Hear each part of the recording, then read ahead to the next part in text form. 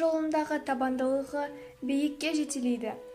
Бүгінгі күн кәсіби шеберлік, кәсіби құндылық, кез келген маманның қоғамдағы сұранысы мен орнын анықтайтын басты принцип. Достар, бүгін мамандық таңдайтын уақыт. Сіздер дайынсыздар ма? Сіздермен бірге 8-ші Ә сынып оқушылары мамандықтар әлеміне жол тартады. Олай болса, бастаймыз. Судья мамандығының өкілдері еңбек нарығында жеткілікті түрде сұранысқа ие. Жоғарғы оқу орындары осы сала бойынша көп маман шығаруына қарамастан көптеген компаниялар мен көптеген кәсіпорындар да білікті судьялары қажет. Судья – сот жүйесінде сот органының құрамына сайланған немесе тағайындалған лауазымды адам, сот билігін атқарушы. Оған конституциялық тәртіппен сот төрелігін жүзеге асыру және өзінің міндеттерін кәсіби негізде атқару құқықтары берілген. Ол өз құзыреті шегінде істі жеке дара қарайды.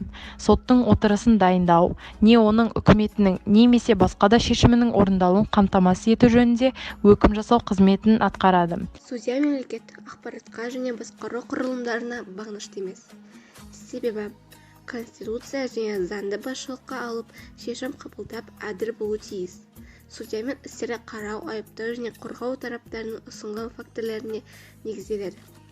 Әділ шешім қабылдау үшін ол барлық дәлелдемелерді мұқият талдау жасап, жалпылайды және нәтижесінде ақтаушы немесе айыптау үкімін шығарады. Мамандық таңдайтын уақыт айдарының қонағы Жезқазған қалалық сотының бас маман сот отырысының хатшысы Сәлім Сымбат Сәлім қызы. Бұл мамандыққа қалай келдіңіз? Заңгер мамандығы ол менің бала кезімнен арманым. Мектебімді алтын белгімен тәмамдап, Нұр-Сұлтан қаласындағы Еуразия ұлттық университетіне құқықтану мамандығына оқуға түсіп, заңгер дипломын алдым. Қазіргі таңда Жезқазған қалалық сотында бас маман сот отырысының хатшысы лауазымында жұмыс атқарып келемін.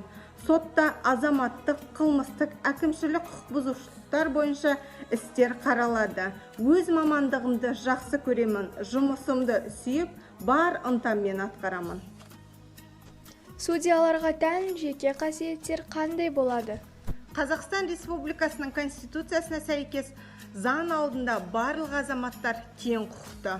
Судья тек заңдарға сүйене отырып, Қазақстан Республикасының атынан шешім шығарады.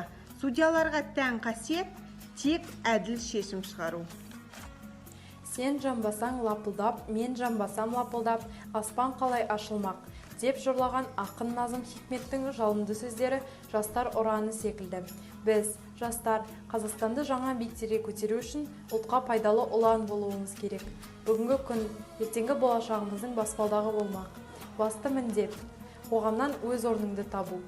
Кірпіш болып қаланып, халқыңа адал қызмет ету. Ол үшін болашақ мамандықты қателеспей таңдау маңызды.